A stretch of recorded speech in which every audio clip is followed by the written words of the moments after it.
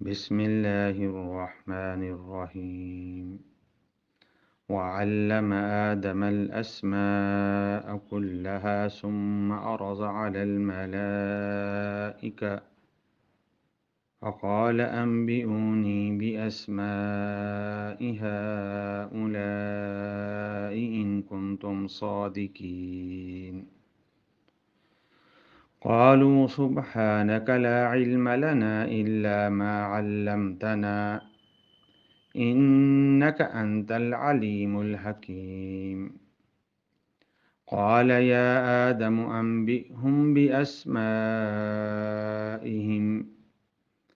فلما أنبأهم بأسمائهم قال ألم أقل لكم إني أعلم غيب السماوات والأرض وأعلم ما تبدون وما كنتم تكتمون وإذ قلنا للملائكة اسجدوا لآدم فسجدوا إلا إبليس أبى واستكبر وكان من الكافرين وقلنا يا آدم اسكن أنت وزوجك الجنة وكلا منها رغدا حيث شئتما ولا تقربا هذه الشجرة فتكونا من الظالمين۔ یہ سورۃ البقرہ کی آیت نمبر 31 سے آیت نمبر 35 کا ترجمہ اور مختصر تفسیر ہے۔ اور اللہ تعالیٰ نے سکھا دی آدم کو تمام کے تمام نام، پھر ان تمام اشیاء کو پیش کیا فرشتوں کے سامنے اور فرمایا کیا بتاؤ مجھے ان چیزوں کے نام اگر تم سچے ہو۔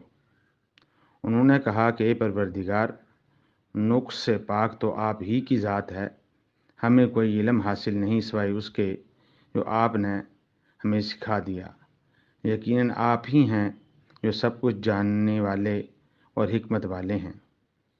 اللہ نے فرمایا کہ آدم ان کو بتاؤ ان چیزوں کے نام، تو جب اس نے بتا دیے ان کو ان سب کے نام تو اللہ نے فرمایا کیا میں نے تم سے کہا نہ تھا کہ میں جانتا ہوں آسمانوں اور زمینوں کی تمام چھپی ہوئی چیزوں کو، اور میں جانتا ہوں جو کچھ تم ظاہر کرتے ہو اور جو کچھ تم چھپاتے ہو۔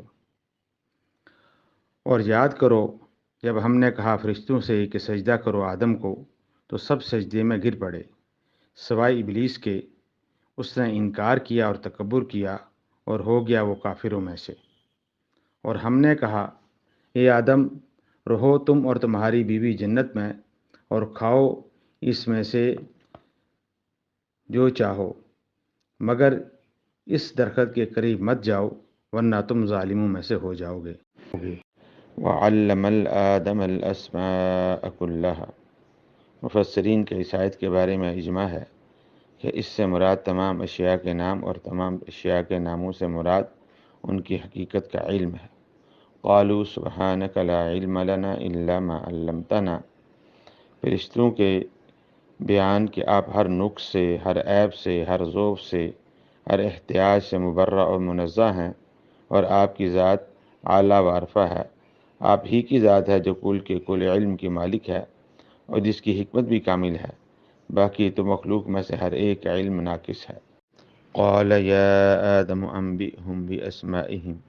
ان الفاظ سے محسوس ہوتا ہے کہ فرشتوں کی خواہش تھی کہ خلافت ہمیں ملے، ہم خدام ہیں، باادب ہیں، ہر وقت تسبیح و تمہید اور تقدیس میں مصروف رہتے ہیں، جو بھی حکم ملتا ہے اسے بجا لاتے ہیں، تو پھر یہ خلافت کسی اور مخلوق کو کیوں دی جا رہی ہے؟ وَإِذْ قُلْنَا لِلْمَلَائِكَةِ اسْجُدُوا لِآدَمَ۔ یہاں ایک بات سمجھ لینی چاہیے کہ آدم کو تمام ملائکہ کے سجدے کی ضرورت کیا تھی؟ چنانچہ تعظیم اگر ہے تو آدم خاکی کی نہیں، بلکہ اس کے اندر موجود روح ربانی کی ہے، جسے خود خالق نے من روحی سے تعبیر کیا ہے۔ قرآن کریم میں دوسرے مقامات میں ابلیس کے متعلق یہ الفاظ نقل کیے ہیں کہ انا خیر منہ خلقتنی من نار وخلقتہ من طین، کہ میں تو انسان سے بہتر ہوں، مجھے آگ سے بنایا گیا ہے اور انسان کو گارے سے۔ در حقیقت یہی وہ تکبر ہے جس نے اسے راندہ درگاہ کر دیا۔ شعر ہے کہ تکبر عزازیل را خوار کرد، کہ در تو کے لعنت گرفتار کرد۔ کانا عربی میں دو طرح کا ہوتا ہے، ایک تامہ اور ایک ناقصہ۔ کانا ناقصہ کے اعتبار سے یہ معنی ہو سکتے ہیں کہ اپنے اس استکبار اور انکار کی وجہ سے وہ کافروں میں سے ہو گیا، جبکہ کانا تامہ کے اعتبار سے معنی یہ ہوں گے کہ وہ تھا ہی کافروں میں سے، یعنی کہ اس کے اندر سرکشی چھپی ہوئی تھی جو اس موقع پر ظاہر ہوئی۔ ایسے معاملے میں کبھی ہمارے مشاہدے میں یہ بھی آتا ہے کہ کسی شخص کی بدنیتی پر نیکی اور زہد کے پردے پڑے ہوئے ہوتے ہیں، اور جب کوئی خاص وقت آتا ہے تو اس کی حقیقت آشکار ہو جاتی ہے اور اس کا باطن سامنے نظر آ جاتا ہے۔ وَقُلْنَا يَا آدَمُ اسْكُنْ أَنْتَ وَزَوْجُكَ الْجَنَّةَ۔ سوال یہ پیدا ہوتا ہے کہ جنت کون سی ہے؟